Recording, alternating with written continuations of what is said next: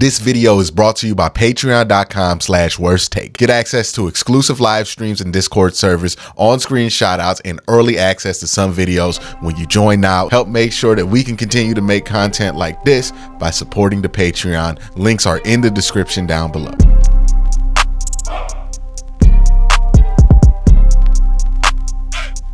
Hey, what's up? You know what time it is. It's the time where we react to the hot takes you leave on the comment sections of my videos all week. Let's jump into it. First video we're going to be talking about is Ken Dorsey already underrated. My guy here says, Q, there's no way you would take Brock Purdy over Justin Herbert in any situation. I would. I stand by that take. Look, Justin Herbert's ceiling is undoubtedly much greater than Brock Purdy. The issue with Justin Herbert is that his floor is a little bit more volatile.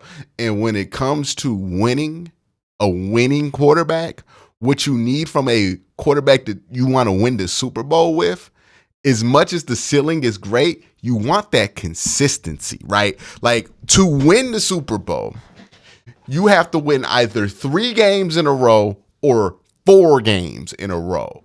And if you have a quarterback who's capable of being great in 2 games and bad in 1, it doesn't matter, because that one game that quarterback hits its floor, if he's a volatile type like Justin Herbert is, you're going to get eliminated from competition. You're going to get eliminated from the playoffs, right? Look at Tom Brady. Look at Peyton Manning.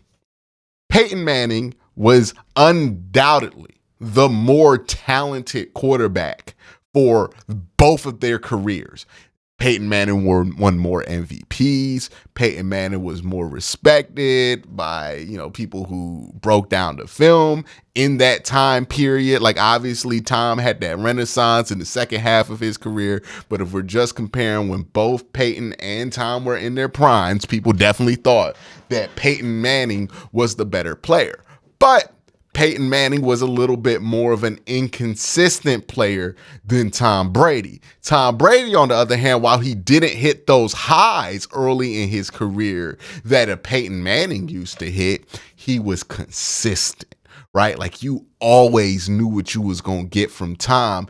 And that consistency, if it's at a high enough level, will win you more championships in the long run. Because if you have a quarterback that can hit that floor, have a bad game at the wrong time, all it takes is one to get eliminated in the NFL, right? Because it's a 1-game elimination style playoff. So you want the more consistent guy, which brings me back to Brock Purdy and Justin Herbert. People get caught up in the ceiling, right? Oh, Brock Purdy, he can't reach those same heights that Justin Herbert can. Nobody's arguing with you on that. But if we're talking about in the playoffs for a run, I'd rather have Brock Purdy, because as somebody who would be a coach or something like that, I know I can trust that Brock Purdy's going to give me what I need to get at the quarterback position, versus Justin Herbert, where, hey, he might be amazing one game. He might let a team come back from 24 points in the next game. That's why I would take Brock Purdy over a Justin Herbert if I'm trying to win a championship, because I want that consistency at the quarterback position. I think we get so caught up in ceilings, and we basically talk about quarterbacks like they're Madden overalls. Why would you want this guy over that guy? This guy's a 93 and he's only a 87. That's kind of how we're talking about it when it comes to Brock Purdy and Justin Herbert. Nobody's denying that Brock Purdy is not a higher overall than Justin Herbert. But in real life, your Madden overall does not matter. Your consistency does, especially in a single elimination playoff. And if you cannot be consistent, then you're gonna have a much harder time winning championships. You see the quarterbacks who win a ton of championships, they're very consistent. Say what you want about Pat Mahomes, and nobody says much negative about him. But the one thing that's underrated about him is good, is as high as Pat Mahomes' ceiling is, his floor is just as incredible, right? Even a bad Pat Mahomes game, not bad at all. right? That consistency. And that's why Pat is already a 3-time champion. It's that consistency. You know that his floor is only going to go but so low with Andy Reid at the helm as well. So that is something I don't think we talk about enough when we talk about quarterback play. Yes, your ceiling is great. Whatever your ceiling is, that's awesome. But consistency wins football games. You got to be able to have that consistency. Ceiling, that wins Madden challenges, that wins highlight packages, but consistency.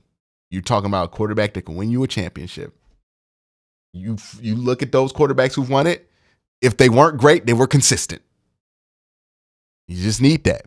Joe Flacco's best run. Like I could go on and on about quarterbacks who weren't great players or their peaks weren't that high, but they were consistent and they were able to achieve that. It's about the consistency that matters, right? What we want out of Deshaun Watson. Like, I don't care if he hits the same highs that he hit in 2020. I want him to be able to be a consistent threat, right? Be able to consistently do what you were able to do against Baltimore. If you can be consistent, then this team can go very far. But it's the consistency that matters, not the ceiling that does.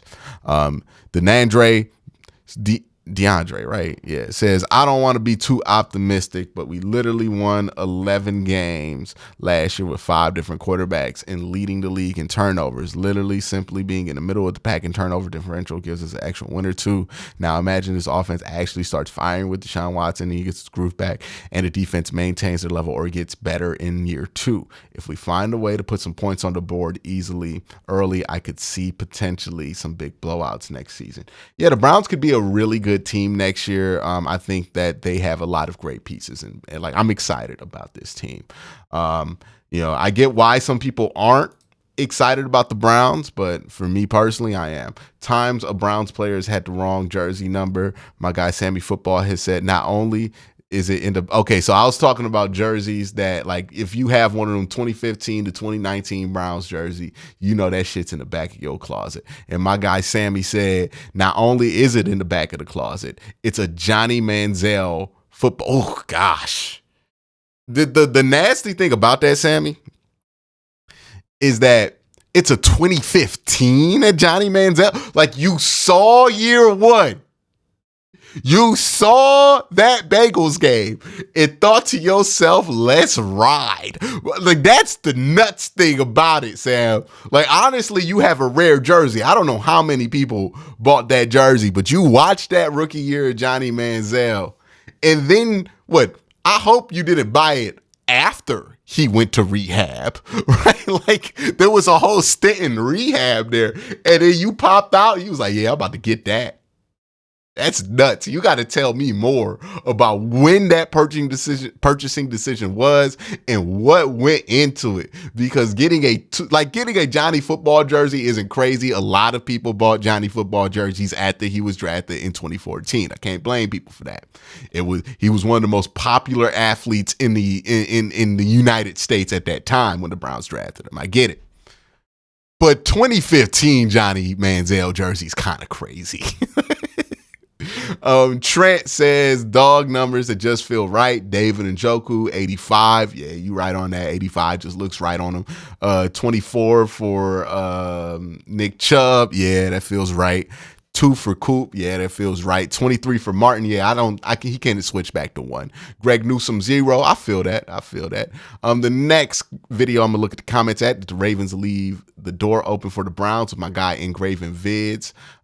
Guess starring on the video. UK Browns NFL says, that's all well and good, but since when has anybody watched the playoffs over the last few years and gone, I know what this team needs, a big name running back.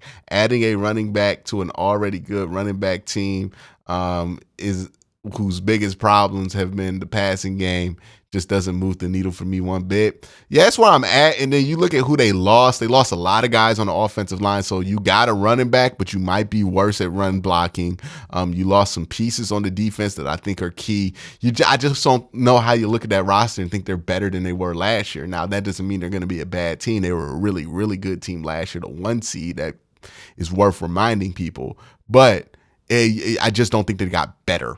Rich B says it's not that Lamar isn't doing his job. It's Harbaugh who's second guessing himself, trying to flip the script in the playoffs. They should have pounded the ball so that they can set up an RPO game. Look, I have been known for being a bit of a Lamar Jackson defender, but this is where I won't accept it. Lamar Jackson or any quarterback who is on a very expensive second contract. So this goes for Joe Burrow. This goes for Lamar Jackson. This goes for Deshaun Watson. At some point, you are in charge. Like, I know the coach is technically in charge, but if Lamar Jackson wanted to run the ball against the Kansas City Chiefs, he could have made it happen.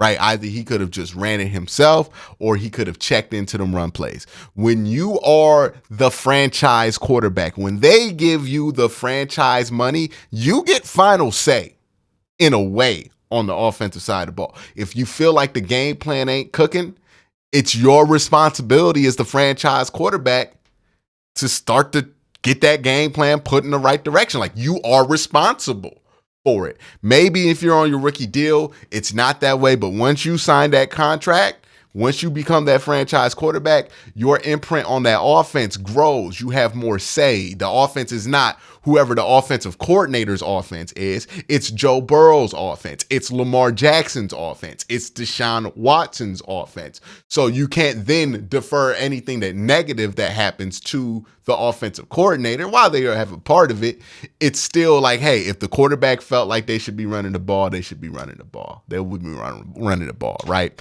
Lamar Jackson, like, he had the agency to flex his muscle in that game and say, no, we should be doing this. I should be running more. But he didn't think that that's how they should win too. So he is at fault for that. The next video we're going to look at the comments at is, can the Browns win the AFC North? Houston getting Diggs is scary. I want them to get back on them. Houston getting Diggs is interesting. I don't know if I would categorize it as scary. I think Houston is an interesting team to watch because that's a lot of pressure that's going to be put on a very young and undeveloped locker room. Like, they have some culture there, right, with CJ Stroud and Will Anderson. But when you're introducing an element like Stephon Diggs, so I'm not going to say he's a diva or he's toxic or anything, but he is a strong personality. And strong personalities can break young locker rooms at times, even when they don't intend to. So, I'm interested to see how all that goes down because it's a very young locker room to be dealing with not only the attention that they're going to have, but the pressure that they're going to have under them and the microscope that, the whole Stephon Diggs dynamic puts on a team. We saw something similar like this with Cleveland in 2019 where the team kind of collapsed under that pressure. Now, obviously things are different. Freddie Kitchens is not D'Amico Ryans. Baker Mayfield is not CJ Stroud. But it's easy to forget that we felt like Freddie Kitchens was a D'Amico Ryans in 2019, or that we thought that Baker Mayfield was a CJ Stroud in 2019 before that season started. So you never know. And it's really early for that team. They're making a lot of moves. I think a lot of people are going to be excited. I think the Texans are going to clearly be the offseason darling of the NFL this year. But as we know, the offseason darling, it's not anywhere close to a guarantee that that team pans out in the way that people expect. We've been one of those teams. Lyle says, I don't know, I'm concerned about the Browns run game. I think that's a valid concern, right? Nick Chubb being out, the run blocking wasn't great last year. There's some reason to be concerned about that. The worst take I've read all year was a response to a take from Pro Football Network that basically just said basically lied on Amari Cooper's name. My guy Sog says, Cooper didn't play 2 games, had over 1,200 yards, and had horribly inconsistent quarterback play. With above average Watson or simply playing all 17 games, he could have had over 1,400 yards. I just don't get why that man was like so dismissive of Amari Cooper's work. Like, you usually know when the red flags are for a wide receiver's production to be like, okay, this is not what we think it is. Amari Cooper's work doesn't have it. I love when people go, well, he had 265 yards in one game, as if that's a fucking bad thing. I hate when people are like, oh yeah, well, you take out that one game where he completely dominated Derek Stingley, who's one of the best young corners in all of football. Oh, well, he didn't really do nothing. But did he not dominate Derek Stingley? Did he not go off for two? Like, none of those 265 that he had in that game were free. It wasn't like they forgot about him all game like the Browns did, like Mike Williams a couple years ago. Nah, man, go back and look at those highlights. Go back and look at the tape when the Browns played the Houston Texans and Amari went off for 265. All of those 265 yards earned. So why? Because he had it all in one game, it's dismissed. If he just had a bunch of like smaller games than that, then people would be more impressed. Like, it's weird. People forget he only played like 14 games this year. He was injured almost the entire second half of the year. Like, I don't get why people are going to Amari Cooper slander when Amari Cooper is, if you watch the Browns play, clearly one of the most solid and reliable pieces that the Browns have had. And it's not just that he had inconsistent quarterback play this year. He's reached career highs in his 2 years in Cleveland, and he's had 6 different quarterbacks start. I've said enough. Nick Bradbury says, yeah, I was watching the Pivot Pod. Sauce Gardner was on. He said straight up Amari is a top 5 receiver at the moment. He didn't put guys in specific order, but he did shout out Coop. That's the thing that was crazy to me. He wrote that article after Sauce Gardner said. He wrote an article saying that corners aren't afraid of Amari Cooper after, like, there's a video of Sauce Gardner putting Amari Cooper in the top 5. And then other NFL veterans agreeing with him. Like, whoever wrote that article does not talk to NFL players, does not know what NFL players think, because NFL players have immense respect, especially defensive backs, for Amari Cooper. So to say something like that in your article just tells me you're not tapped in. Like, you're not knowledgeable about the game, and you're not tapped in. It's unfortunate, for real. But that's my thoughts. Let me know what you think in the comment section below. Thank you guys for commenting on my videos, and continue to do so you can end up on this video. Y'all have a great day. Have an even better night. Peace.